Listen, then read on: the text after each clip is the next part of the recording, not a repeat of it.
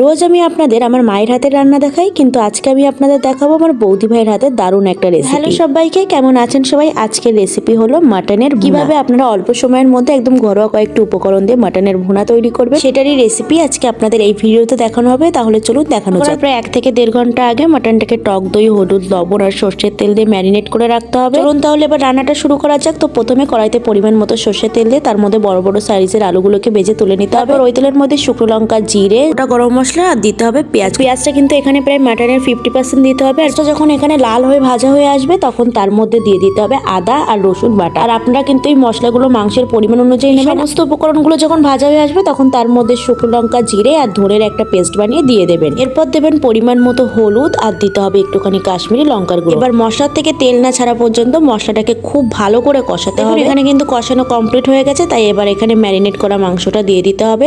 মাংসটা দিয়ে এবার খুব ভালো করে নাড়িয়ে চাড়িয়ে নিতে হবে। আর এই মাটন রান্নাটা কিন্তু পুরোপুরি কড়াইতেই হবে, কোনো প্রেসার কুকারে যাবে না। স্বাদের জন্য আমরা দিয়েছি গোটা রসুন আর চৈজল, এটা আপনাদের ব্যক্তিগত ব্যাপার, দিতেও পারে নাও দিতে পারে। এইভাবে খুব ভালো করে নাড়িয়ে চাড়িয়ে প্রায় 10 থেকে 12 মিনিটের জন্য ঢাকা দিয়ে রাখতে হবে। সময় হয়ে গেলে ঢাকনা সরিয়ে দেখবেন মাংস থেকে কিন্তু জল ছেড়ে দিয়েছে। তখন আবার খুব ভালো করে নাড়িয়ে চাড়িয়ে নেবেন। তারপর দেখবেন আবার যখন জলটা শুকিয়ে আসবে তখন কিন্তু আবার ঢাকা দিয়ে দেবেন। এইভাবে আপনারা প্রায় 4 থেকে 5 বার ঢাকনা সরাবেন আর এইভাবে নাড়িয়ে নেবেন। আর মাংসটা কিন্তু খুব ভালো করে একদম কষাতে হবে। পুরো কষানোটা কিন্তু কড়াইতেই হবে। এই মাংসটা রান্না হতে প্রায় 1 থেকে 1.5 ঘন্টা সময় লাগবে। রান্না করার মাঝ মুহূর্তে এইভাবে একটা পেঁপে নিয়ে পেঁপের কষ দিয়ে দেবেন, তাহলে মাংসটা কিন্তু খুব সুন্দর গলবে। আবার খুব ভালো করে একদম নাড়িয়ে চাড়িয়ে কষিয়ে নেবেন। দেখুন এখানে কিন্তু মাংস একদম পুরোপুরি কষা হয়ে গেছে। এবার দিতে হবে সামান্য একটু জল দিয়ে আবার কিন্তু মাংসটাকে খুব ভালো করে কষাতে হবে। দেখুন এখানে কিন্তু মাটনের কালারটাও বেশ দারুণ এসছে। এই রেসিপিটার নাম যেহেতু ভুনা, তাই মাটনটা কিন্তু পুরোপুরি কষাই হবে। তারপর আমরা এখানে আরো ঝালের জন্য কাঁচা লঙ্কা অ্যাড করেছি, এটা স্বাদের জন্য, আপনারা দিতেও পারেন নাও দিতে পারেন। তারপর ভালো করে আবার কিছুক্ষণ ধরে কষিয়ে নিতে হবে।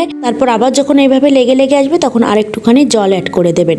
এইভাবে কিন্তু আপনারা মাংসটা খুব ভালো করে কষিয়ে, রান্নাটাই কিন্তু কষানোটাই মেন। কষানো যত ভালো হবে রান্নাটা কিন্তু ততই টেস্ট হবে। তো দেখুন এখানে কিন্তু একদম মাটন তৈরি হয়ে গেছে। আর এখানে আমরা নামিয়েও নিয়েছি। মাটনের কালারটা একবার দেখুন। আমার তো ভিডিও করতে করতে আবারও জিভে জল চলে আসছে। তো যাই হোক, রেসিপিটা যদি ভালো লেগে থাকে অবশ্যই চ্যানেলটাকে সাবস্ক্রাইব করবেন। ফেসবুক থেকে দেখলে অবশ্যই পেজটাকে ফলো করে দেবেন। আজ তাহলে আসি, ধন্যবাদ। পরবর্তীতে আসবো আবার কোনো একটা রেসিপি নিয়ে।